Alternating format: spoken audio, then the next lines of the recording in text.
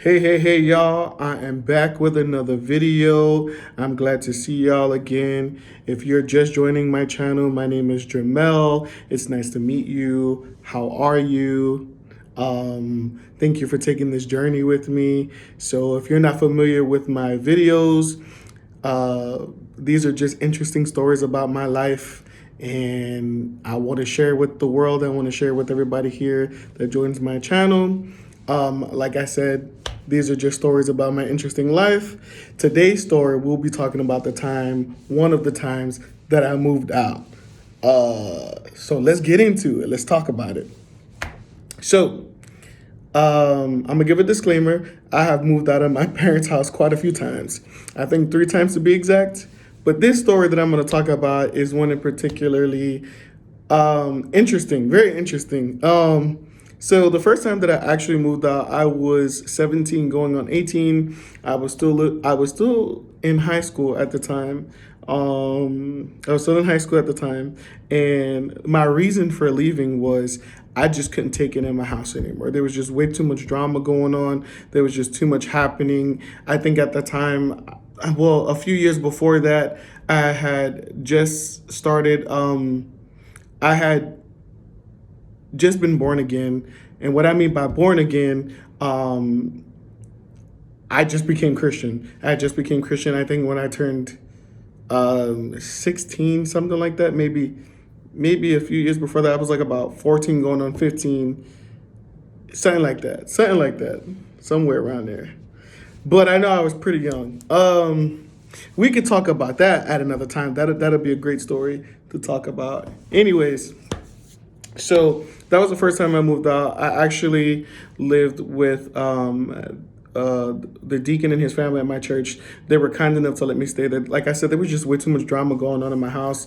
There was a lot happening, and I just felt like if I was going to do this Christian thing, I needed to do it in a house full of Christian people, and where I lived, there wasn't that at all.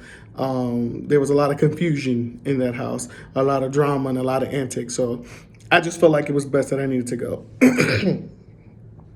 So the second time that I moved out was when I turned 23. So the second time I moved out, I was 23. I think I was working at the time, and I was looking for a place of my own. I was looking for a place of my own. I think before I even hit 18, because I was just like, I gotta get the heck out of here. This is just too much. I can't deal with it at all.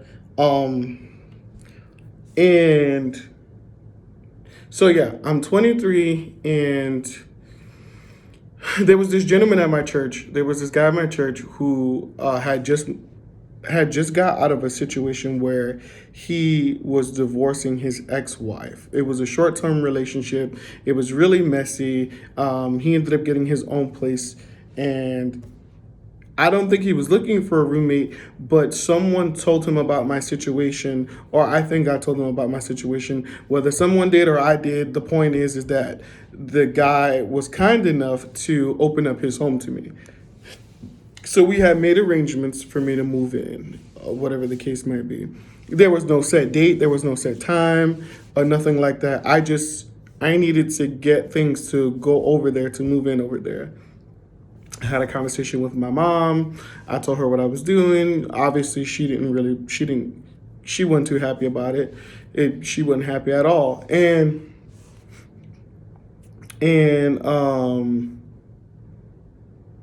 because the first time I moved out, it was sad, but I had to do what I had to do. I couldn't take, I just felt like if I stood there, I didn't know what would become of my emotional state, let alone anything else. She was sitting at the computer, she was crying. I couldn't look at her. I just had to go. I just had to leave.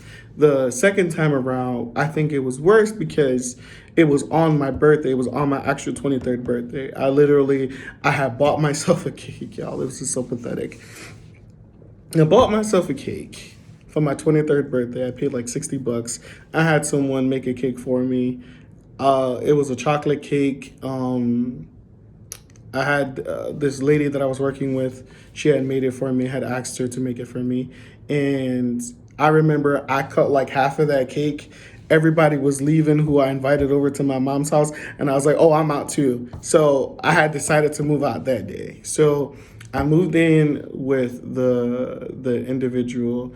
In the beginning, it was great because he was like, I will charge you the same amount of rent that you're paying at your mother's house, which at that time was $300. I was giving my parents $300 to stay in their apartment because when I moved out the first time, I made them take me off the lease because I wasn't planning on going back. But due to certain circumstances, I was not that I was forced, but I had to go back earlier than I expected. So the first time I moved out, I made them take me off the lease because I was trying to save money to get my own place. Mind you, y'all, I'm 18, I'm still in high school. My job at the time, I was working at Dunkin' Donuts part-time. When I got out of school, I was going to, at that time, I didn't have a last period. So I would go home, take a nap, and then go to my job sometimes I would get there at 2, sometimes my shift started from 2 to 11 or 3 to 11. Depending on what my schedule was, it was part-time. And I thought I was going to do something with that part-time job. It could have happened, but that's not how it happened at all. So fine. I ended up leaving, and the guy was like, we're going to call him Robert. Robert was like, yeah, I'll charge you the same amount of money that you're paying your parents, and you can move in whenever you're ready. So I move in, and I had access to the kitchen. I had access to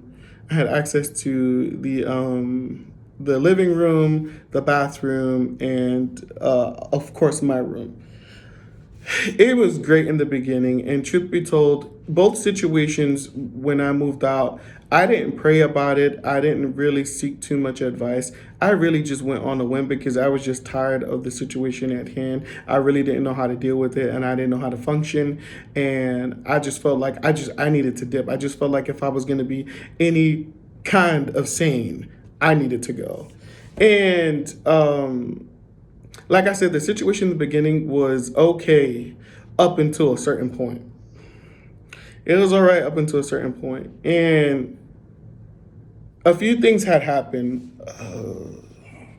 A few things took place. So one of the things that took place, and I was actually thinking about this the other day. One of the things that took place is one day I'm hungry, and I decided to make breakfast.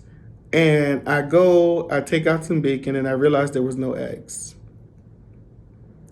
So my non-bright having behind decided to go and take the bacon, stick it in the sink, run the water a little bit in the sink, step out and go to the supermarket, which was 2 to 3 blocks away. Y'all, why the heck did I do that? Only God knows. Because that was the most ignorant, stupid thing that I could have done. I get back, and there's like a mini flood. It wasn't that bad, but it was a mini flood.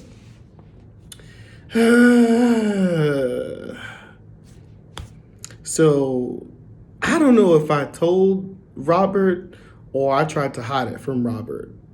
I don't remember. I think Robert caught wind of it, and I had to tell Robert. Either way, I don't think I was completely honest with the situation. In the beginning, eventually I obviously told Robert what had happened.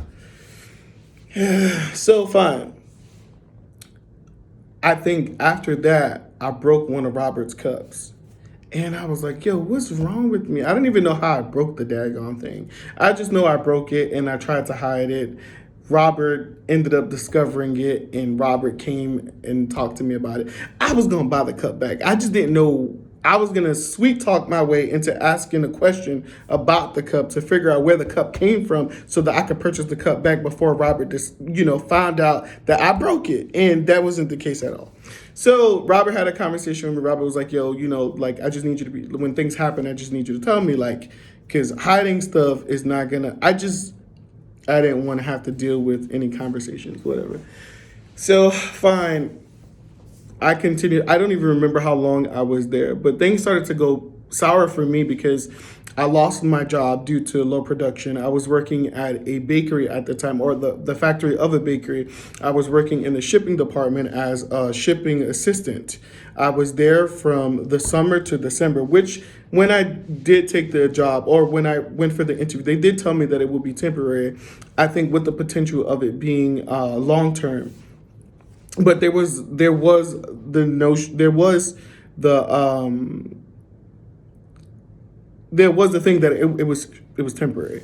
So I'm thinking in my head and I'm banking on this job that it would be long term because they needed help in the shipping department. It was one individual at the time who was getting help from different departments in the warehouse, and she needed help. Even while I was there with her, we still needed more people on the team, but that's neither here nor there. I ended up losing my job in December, like right before Christmas. Right before Christmas, I ended up losing my job due to low production, and I had to go on unemployment. So I was on unemployment, and I was getting, because I heard that if you didn't have unemployment tax you, when tax time came, they were going to really like murder you in taxes. So I was like, no, we can't have that. I don't got time for that. I don't know when I'm going to get a job. Let's just have them tax the money now. So at this time, I'm only getting $112, I think every 2 weeks or every week, something like that, which I had to pay $300 in rent. I still had to have food, to eat. So because of this, I ended up accumulating $1,000 in back rent with the guy. Which obviously I had said, like, once I get a job, because it's not like I wasn't looking for a job. It's not like I was sitting on my behind. I was looking, I was trying to get things to, I was even at this time trying to figure out how I was going to start my business, because I knew I wanted to bake and I knew I wanted to do music and things like that. So I was already working on my album at the time, but that's taking time within itself. And I was trying to figure out, okay, how can I start my business? What can I do to start my business while still looking for work? I literally was out almost every other day on foot, looking for work, handing out my resumes, going to Manhattan, going to Forest Hills, and going down a block to Chase Bank at the time. Fine.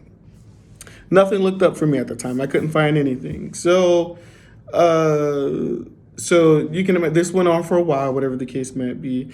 And things on his part started to get weird because, okay, so at this time, I've transitioned to a new congregation. I no longer fellowship with my previous church. I have moved to a different congregation, and that's how I met Robert, right? And and Robert had an issue with the congregation. He had an issue. His issue was one of that he assumed that the congregation catered to family orient, like they only families. He not so much catering to single people, but to families. Obviously, I'm not gonna say obviously, but his perception was a little warped. It was a little warped because I'm single. You had a single woman there with her daughter. You had other single people there. So it's safe to say that Robert was dealing with some internal issues within himself. And it kind of spewed out in different ways.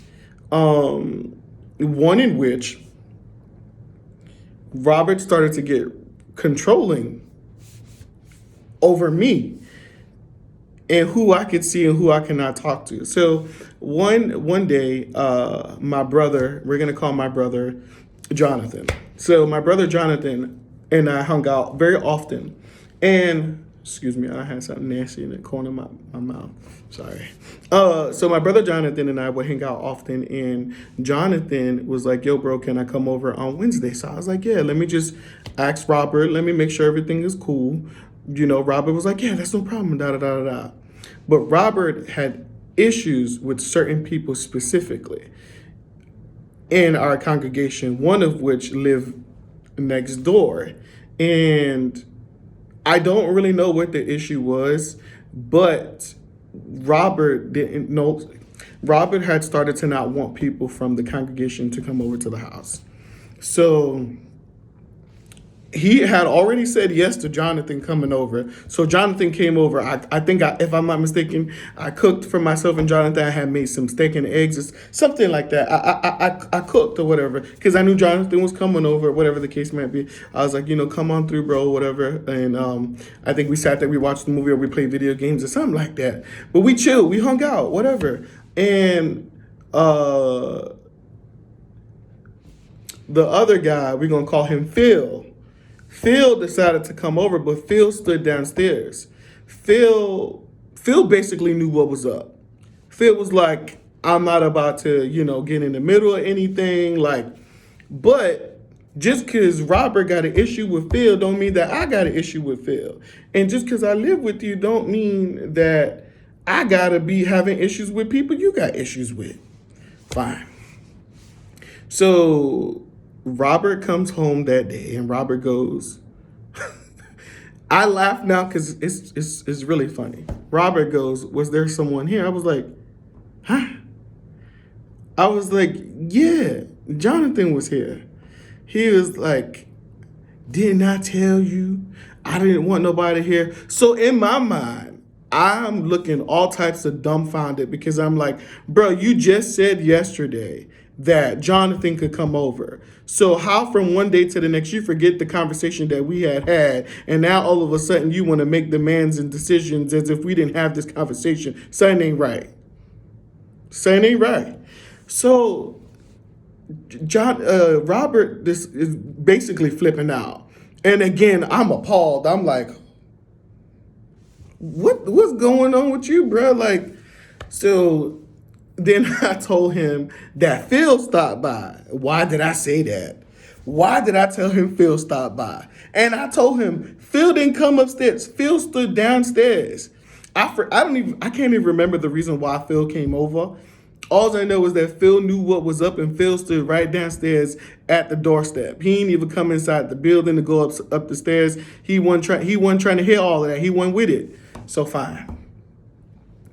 So we have the conversation. I was like, I wouldn't have had Jonathan come over here had you not said yes to it initially.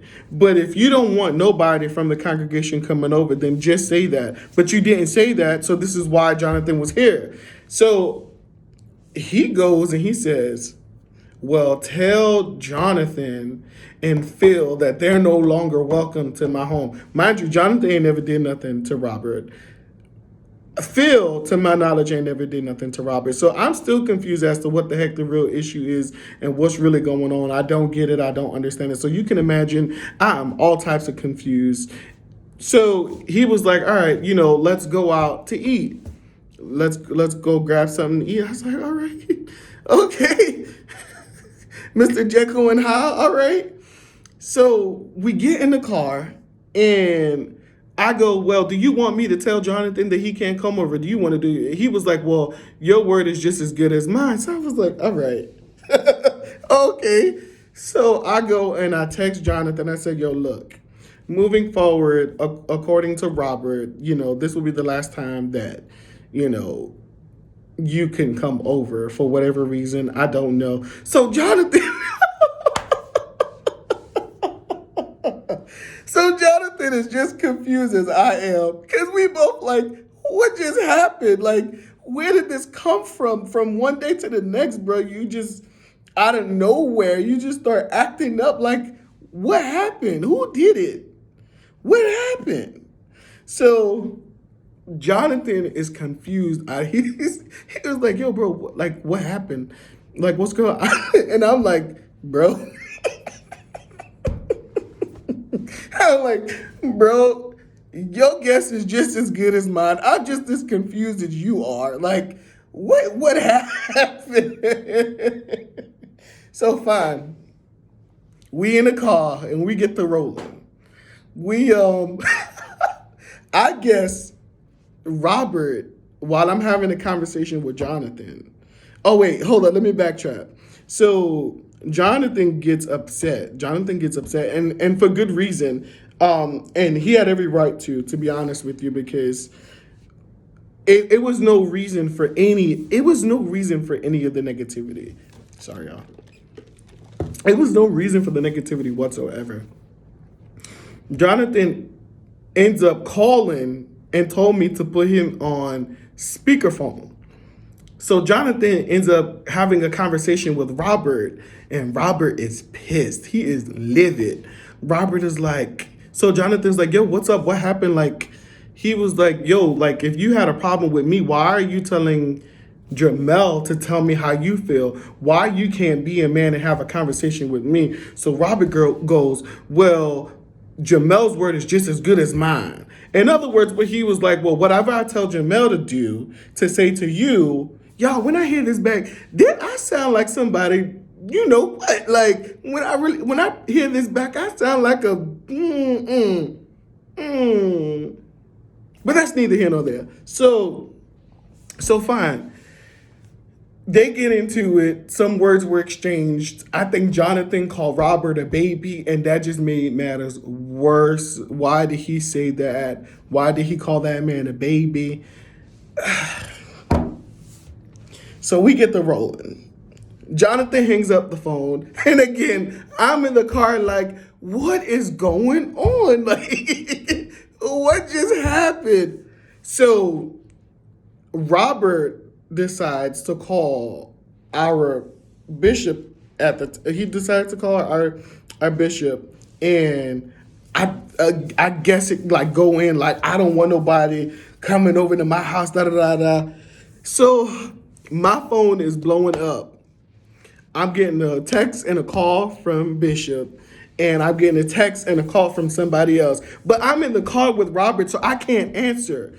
We ended up going to the gas station to get gas. I even think he went to he had went to Dunkin' Donuts at the time. So when he went to go to Dunkin' Donuts, I was able to pick up the phone. Yeah, I felt like I was in a movie. I felt like I was in Mission Impossible 3. Like, it felt like as if I was a spy trying to gather information I was like, yo, I can't talk right now. Homeboy is going ham. I don't know what to say or what to do, but y'all need to come get me. Like, y'all need to roll up over here and come get me from this gas station, because I'm scared for my life. I don't know what's going on. I don't know what's happening. So we rolling or whatever.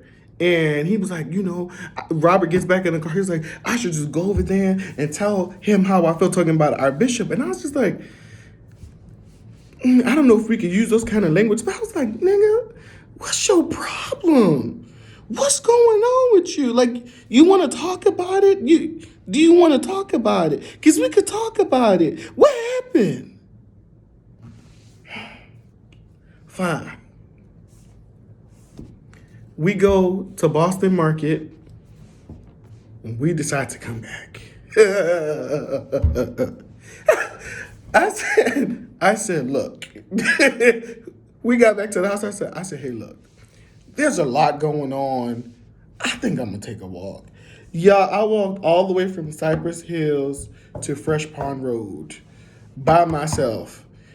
I did not care. I was calling everybody and their mama. I didn't know what else to do. Went over there. Fine. Moving forward, the situation didn't get no better. He was becoming really controlling, and it really felt like a relationship without benefits.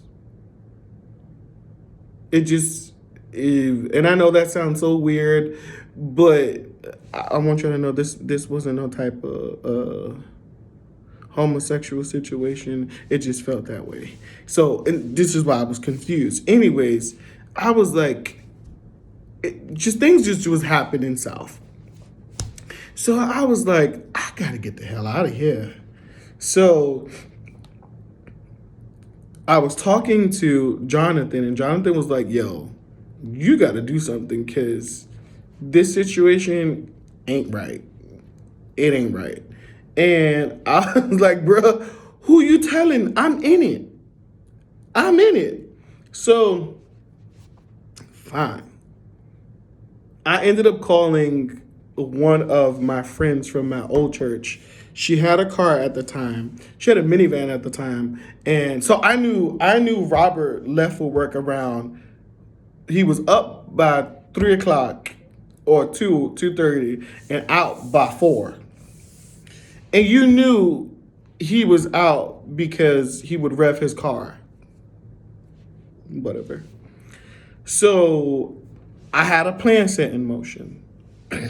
Maybe this was not the best way to do it, but at this point in time, y'all, I did not care. I had to go. I had to go. I just had to go. My mama was going through it over at the apartment with my sibling and my stepdad, and she was like, "I need you back here because there is like, there's just way too much going on. I need some stability, and you're stable, and I need you back home." So I was like, "Girl, I need to come back home. If only you knew." So I had conversations with people, about the situation. They was like, "Yo, you gotta go." So I made the decision. I was like, "I'm getting out of here one way or another."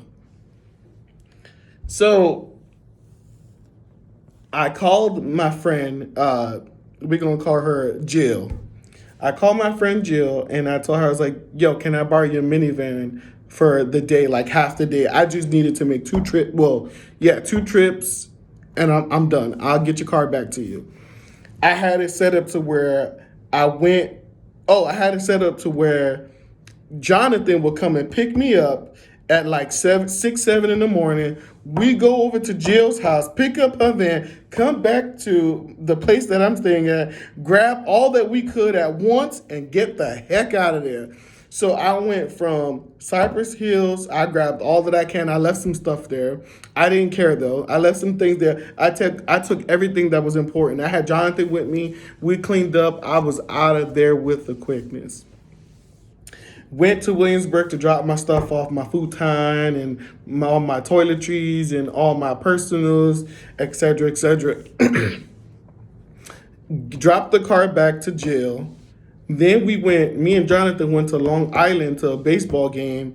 I got a voicemail getting called all type of MFFers and that I'm wrong and that I owed him rent money. I said, first of all, as an adult individual, granted, y'all, I probably didn't do it the right way, but given the circumstances, I'm not gonna hold y'all. I was a little afraid. I wasn't afraid of him. I was afraid of the situation at hand because I didn't know how it would go. And me and Robert had a conversation because I was like, "Look, I need you to know I don't fear you. I think you are an individual that has some hurt in you, and you use that as a way to put fear in other people. But I see past that. I'm not afraid. I hope it never gets to that point. But I was afraid of what could happen had I not removed myself from the situation. So I did it the way that I thought was best. And again, it was probably not the best way to do it, but I did it that way, and it is what it is, and we are where we are now. So he cussed me out. For the most part, he cussed me out, and he was like, "Oh, you trying to dip?" I was like, "I wasn't gonna dip on the rent because I'm not that kind of person. You will get your money back. I'm not that. My parents did not raise me that way. I don't steal from people. I don't need to steal from people. I surely did pay him back that money within that year, and what was done was done. We later on had a conversation. Well, we later on had a conversation about things, and we kind of squashed it. But even after that, it was not the same. It wasn't the same at all because I felt like there was something else that happened after that kind of made me like weary of having a friendship with him. And I was just like, you know what? I think it's best that if I see you, we cool. Like we're cool. I love you or whatever the case might be. But like as far as like being brodies, well, let me not say that it's because I believe there's always an opportunity for certain things, but then I also think that some people come into your life for a reason and a season, and then you have people that are long term. I believe that I believe that Robert was a short term lesson and a short term friend. I do believe in short term friends and long term friends because those short term friends are showing you something in life, or you teaching them something in life that will lead you to be better in life if you do indeed learn from those lessons. Truth, case in point, the longest short of this story is wait on God, okay? And anything that you got, any ideas, any prospects, put it into prayer. I'm telling y'all right now, I have put myself in situations, and these are really the basis and the points of these stories is to just show you guys the things that I've experienced. I know that everyone goes through things, but wait on God. I put myself in some situations that thankfully enough in my ignorance, God has showed up and kept me and protected me. But I wish that I would have waited on God. I wish that even in my going through, I would have been like, let me just hold that. Let me see what the Lord got. Let me just wait. So with that being said, that's the end of this story. Y'all have a good day. Be blessed. Love y'all. Bye.